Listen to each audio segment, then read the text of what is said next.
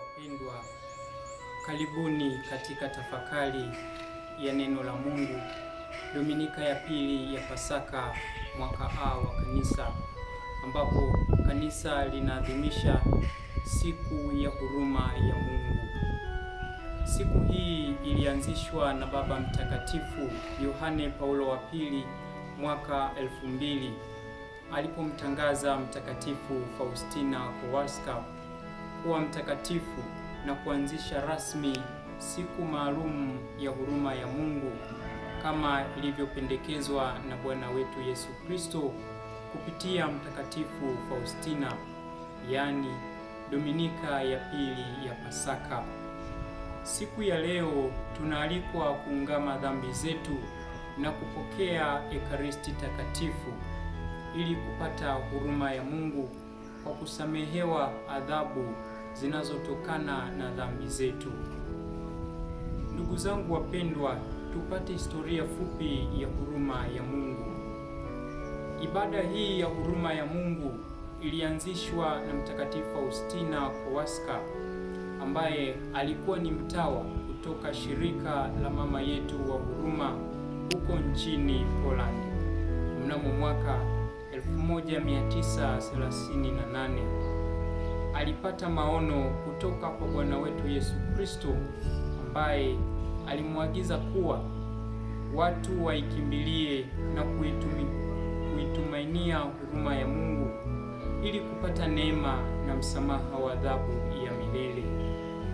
Kwa maono hayo, Mtakatifu Faustina alimuona Bwana wetu Yesu Kristo akiwa anatokwa na miali miwili ubavuni mwake, mmoja ukiwa na rangi nyekundu na mwingine ukiwa na rangi nyeupe.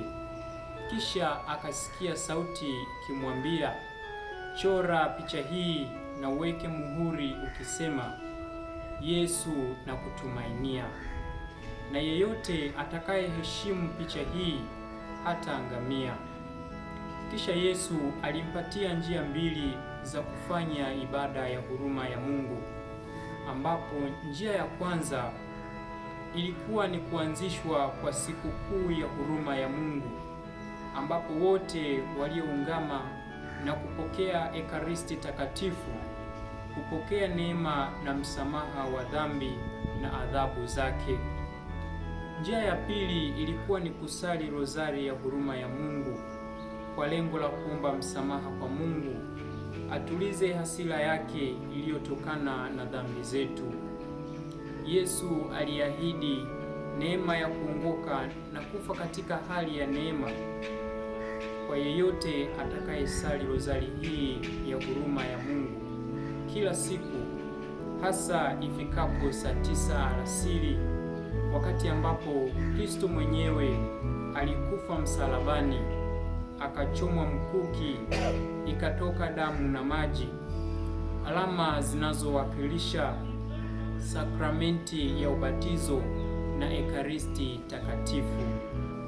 Katika maandalizi ya siku ya leo hutanguliwa na novena ya huruma ya Mungu ambayo huanza siku ya Ijumaa Kuu.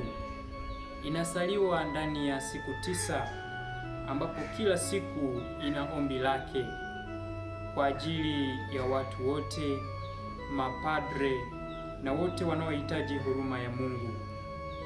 Leo tunakumbushwa kuwa mazoea ya kusali rozari ya huruma ya Mungu ambayo ni fupi ila ina neema za kutosha, kwani Yesu mwenyewe kupitia Mtakatifu Faustina Kowalska anaahidi neema hizo.